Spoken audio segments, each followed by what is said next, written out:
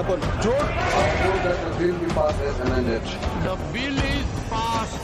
उठो भारत के मुसलमानों, ये वक्त उठने का है।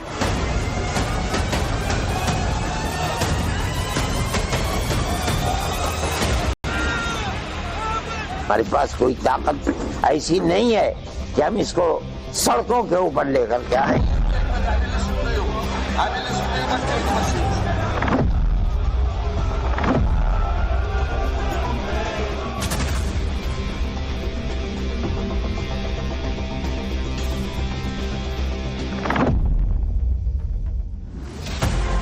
नरेंद्र मोदी के वक्फ कानून के खिलाफ सुप्रीम कोर्ट पहुंचने की होड़ तो लगी है।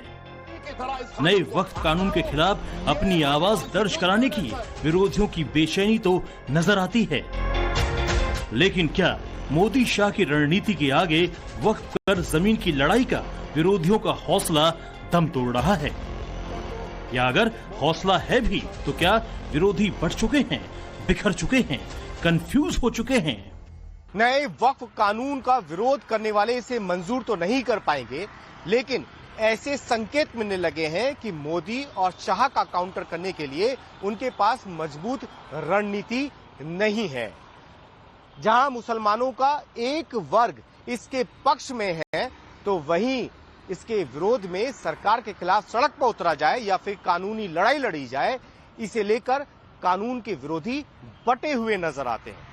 जहां विपक्षी दलों ने संसद के अंदर वक्फ कानून का विरोध जरूर किया, लेकिन वो इसे एक राजनीतिक आंदोलन बना पाएंगे, ऐसी संभावना नजर नहीं आती। नया वक्फ कानून बनने के बाद राहुल गांधी पहली बार जनता के बीच पहुंचे थे। पहले बिहार के बेगूसराय में उनकी पलायन रोको नौकरी दो यात्रा थी। इसके बाद पटना में राहुल गांधी की संविधान सुरक्षा सम्मेलन सभा हुई। वक्फ कानून के विरोधी उम्मीद कर रहे थे कि लोकसभा के नेता प्रतिपक्ष कम से कम वहां से तो वक्फ पर ताल ठोकेंगे, मगर ये ना हुआ। नया वक्फ कानून बनने के बाद राहुल गांधी ने संविधान बचाओ के नाम पर शक्ति प्रदर्शन किया, लेकिन वक्फ पर एक शब्द नहीं बोले। गांधी परिवार से किसी ने संसद की वक्फ डिबेट में भी खुद कुछ नहीं बोला है। आखिर वक्फ राजनीति पर मोदी का विरोध करने में कांग्रेस आक्रामक, लेकिन गांधी परिवार चुप। आखिर उनकी रणनीति क्या है? संसद में वक्फ बिल के खिलाफ सबसे बड़ी दुहाई संविधान की ही दी गई है, लेकिन संविधान बचाओ के नाम पर हुई राहुल गांधी की सभा में वक्फ का ये मुद्दा नदारद था। उल्टा बिहार के कांग्रेस मुख्यालय यानी पटना के सदाकत आश्रम में जब राहुल गांधी कांग्रेस के नेताओं के साथ बैठक कर रहे थे, तभी कुछ लोग हाथों में बैनर पोस्टर लेकर पहुंच गए कि राहुल गांधी नए कानून का समर्थन क्यों नहीं करते। ये बैनर पोस्टर जरूर फाड़ दिया गया, लेकिन वक्फ पर ये कांग्रेस की रणनीति पर जले पर नमक छिड़कने जैसा जरूर था। राहुल गांधी को समर्थन करना चाहिए, बिल्कुल समर्थन करना चाहिए। राहुल गांधी जी समर्थन। मेरा नाम राम बाबू यादव। कहाँ से आए हैं? भोजपुर जिला। किस पार्टी से नहीं जुड़े हैं भैया? गजब बात है। यहाँ ये भी जान लीजिए, वक्फ बिल संसद से पास होने के बाद सबसे पहले सुप्रीम कोर्ट पहुंचने वाले शख्स का नाम है मोहम्मद जावेद। मोहम्मद जावेद कांग्रेस के सांसद हैं, लेकिन मोहम्मद जावेद और असदुद्दीन ओवैसी जब सुप्रीम कोर्ट पहुंचे थे, तब तक संसद से पारित वक्फ बिल पर राष्ट्रपति के दस्तखत नहीं हुए थे, मतलब नया कानून नहीं बना था। वैसे तो अब तक मोहम्मद जावेद और असदुद्दीन ओवैसी के अलावा आम आदमी पार्टी के Amanatullah Khan, Jamiat Ulema Hind, AIMPLB, SDPI, DMK समेत करीब 1 दर्जन से ज्यादा याचिकाएं कोर्ट में लगाई जा चुकी हैं। लेकिन सवाल ये उठ रहा है कि अगर नए वक्फ कानून के खिलाफ लड़ाई एकजुट थी, तो अलग अलग याचिकाएं क्यों आ रही है? क्या याचिकाएं डालने में तालमेल की कमी है या फिर सियासत नाम दर्ज कराने भर की है? मैं ये समझता हूँ कि कानूनी एतबार से सबसे पहले हम ही गए हैं। जो लोग गए हैं वो कानून को कानून बनने से पहले गए हैं। हो सकता है उन्हें फिर दोबारा जाना पड़े, लेकिन सबसे पहले जमीयत उलमा हिंद इस मसले के अंदर गई है। और हम जहाँ तक लड़ सकते हैं कानूनी एतबार से, हम लड़ते रहेंगे, लड़ेंगे।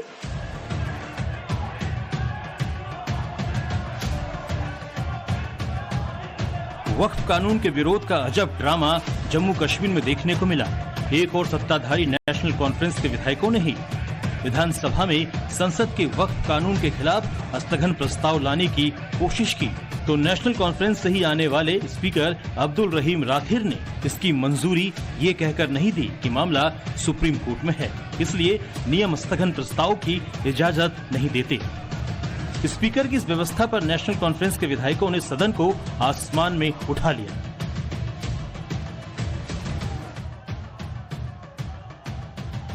लेकिन ये सब जब हो रहा था, मुख्यमंत्री उमर अब्दुल्ला विधानसभा में नहीं थे।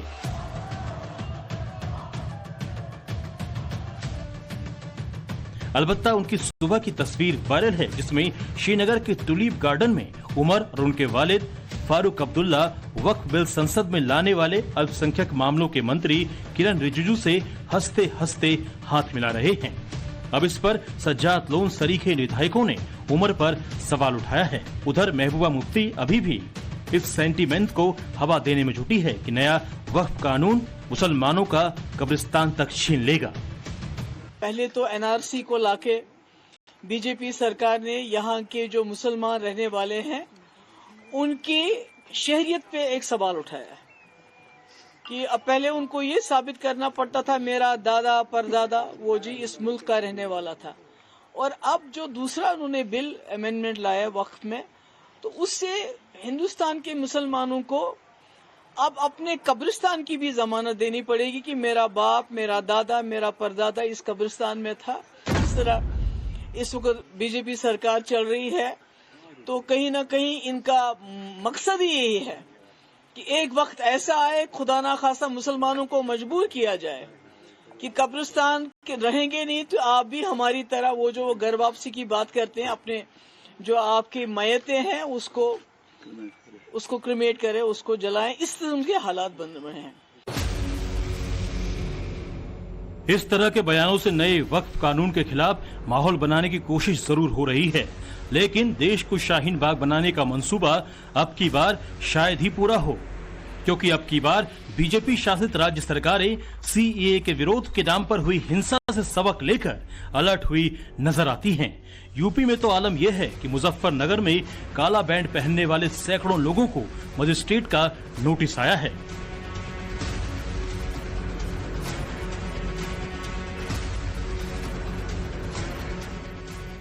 ये मुचलका पाबंद है कि इसमें आप जमानत करवाओ। किस चीज़ को लेकर मुचलका पाबंद किया गया? क्या ये भाई तुमने प्रदर्शन किया काली पट्टी बांध के, लेकिन मस्जिद के अंदर बैठे हैं, मस्जिद के काली पट्टी बांध के, कोई बाहर थोड़ा ही रोड पे थोड़ा ही है हम कि हम कोई प्रदर्शन कर रहे हैं, तुक्का रोल कर रहे हैं। हम तो आराम के साथ अपने नमाज पढ़ी और अपने निकल गए बस। लेकिन प्रशासन ने हमारे पे मुचलका पाबंद करके नोटिस भेज दिया। मुजफ्फरनगर में ये नोटिस शांति भंग की आशंका पर आया है और नोटिस पाने वालों को बॉन्ड और मुचलके भरने का आदेश दिया गया है। सोशल मीडिया पर रेंज के तीनों जिलों में कार्रवाई है। मुजफ्फरनगर में भी 2 दर्जन से ज्यादा लोगों पर अवैध चीजें फैलाने पर कार्रवाई हुई और नोटिस दी गई है।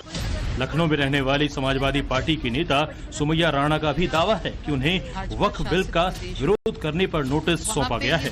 वैसे समाजवादी पार्टी क्या इस पर हंगामा करेगी, इसकी सूरत कम से कम अभी तो नहीं देखी गई है, क्योंकि नोटिस वाले मसले पर पार्टी की प्रतिक्रिया रटी रटाई है, उसमें अलग से चिंगारी नहीं दिखी।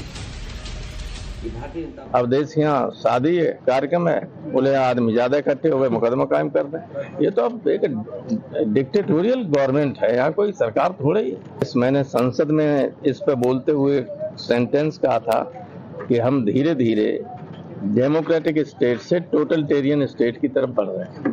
कहा था कि नहीं कहा था? टोटलिटेरियन स्टेट होता है जहाँ विपक्ष का विरोध को सहने की कोई शक्ति नहीं होती है, कुछ किसी गवर्नमेंट में कोई इच्छा नहीं होती है, तो सहने ही नहीं कर सकते।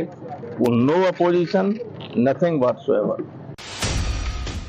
सवाल ये है, क्या वक्फ कानून के खिलाफ जनता के बीच कोई आक्रोश नहीं, इसलिए विपक्ष सेफ खेल रहा है, सुप्रीम कोर्ट की सुनवाई का इंतजार कर रहा है ताकि सांप भी मर जाए और लाठी भी ना टूटे। जबकि नया वक्फ कानून बनाने में सफल होने वाली बीजेपी के नेताओं का उत्साह कैसा है, इसे इस बात से समझें कि अब तक मुसलमानों की राजनीतिक आवाज माने जाने वाली AIM-PLB के खिलाफ हल्ला बोल दिया गया है।